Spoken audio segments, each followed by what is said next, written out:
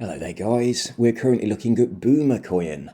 Alright, the reason I wanted to bring your attention to this one is because I've been chatting to the dev. Now, the dev launched this coin. It's a fork of SafeMoon, so it does a similar kind of thing to what SafeMoon does.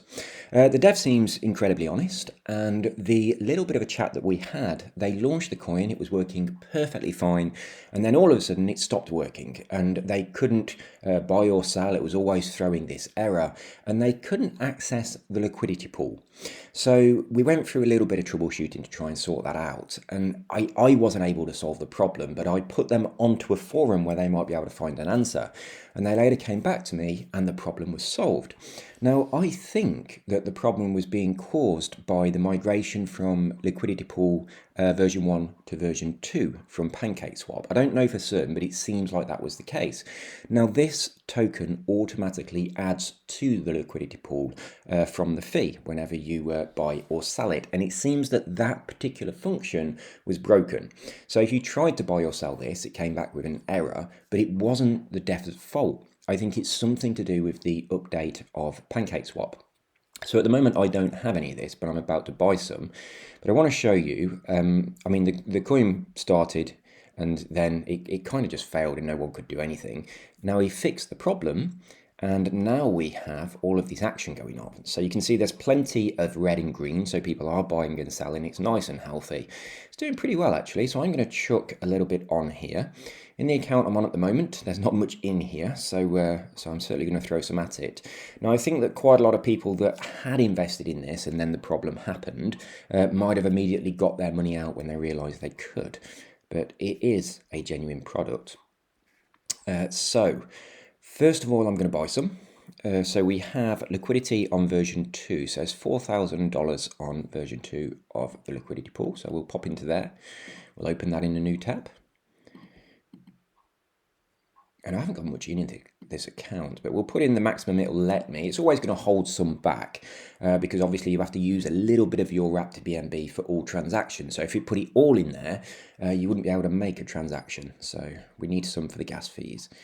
And I've got my, my gas is set on, my slippage is set on 11%. I'm not sure what it needs to be for this, but as it's a SafeMoon fork, I assume it's got to be probably at 11, so we'll give it a try anyway.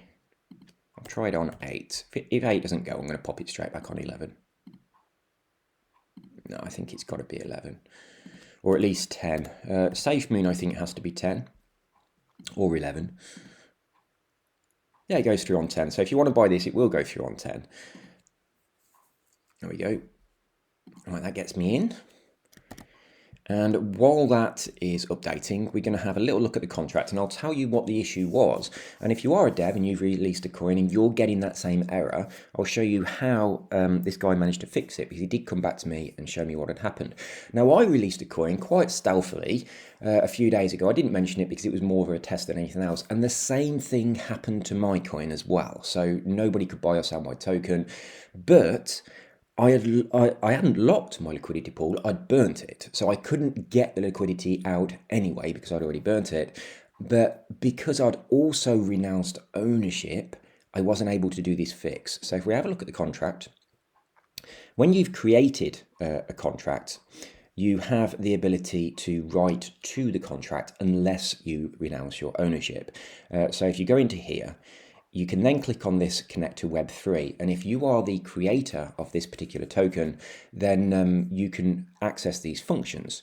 And one of the functions in here, it's a Boolean, so it's a case of just being true or false, is to turn on or off the liquidity, where are we? Set swap and liquidity enabled. You can turn that on or off. Now that was turned on because he wants liquidity to go into the pool automatically, but this is what was causing the problem, and I definitely think it's got something to do with the migration from V1 to V2 on PancakeSwap. So fortunately, because he had not renounced ownership, he was able to come into here, go into this box, type false, and then click on this button, and that managed to turn off this particular function within the contract, which solved the problem, which then enabled other people to continue buying and selling. Now, I can't do that on the staff coin that I launched the other day because I had renounced ownership, which is this one right here. If you click this button, then you're no longer the owner and you can't use these functions. So I'd already done that when my token stopped working and I couldn't come in and do this. So very unfortunate, but yeah, that just meant it's gone, it's dead. So if you're not the owner, you can still go to read contract and you can see the state of all of these. So we can look at anyone's balance. So I can put my own address in there. We'll copy that and we can paste this in. We can query it. There's my balance.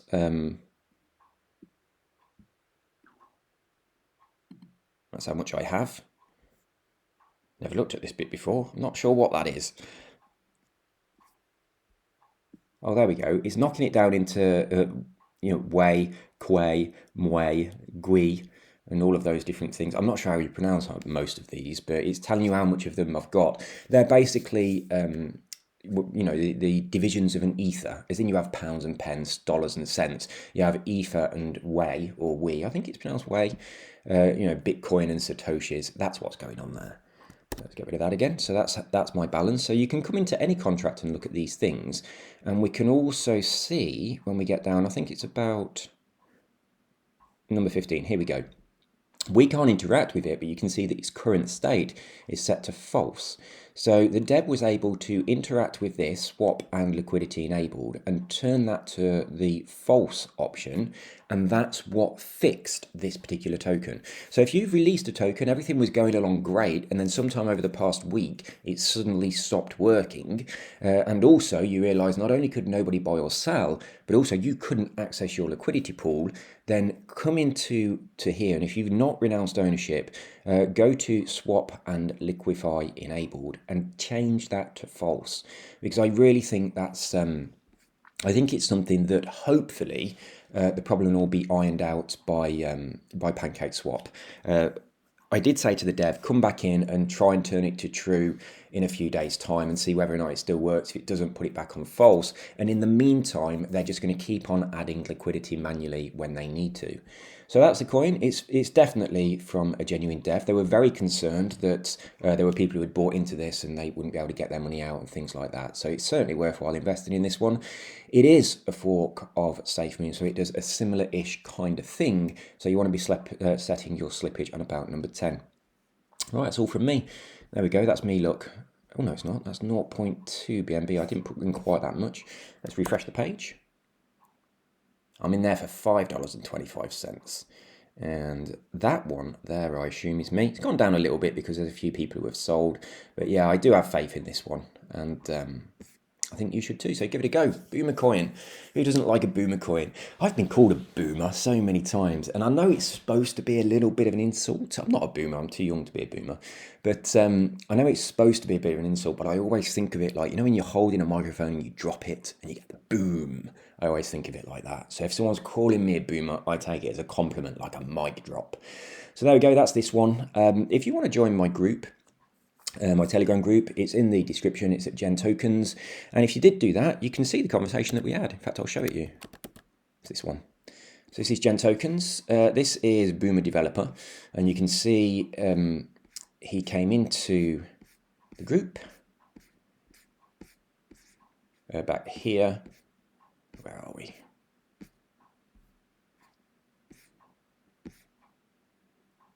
There we go. He came into the group there and we had a little bit of a chat about what the problem was, possible ways we could fix it. He showed me a video of what his particular problem was.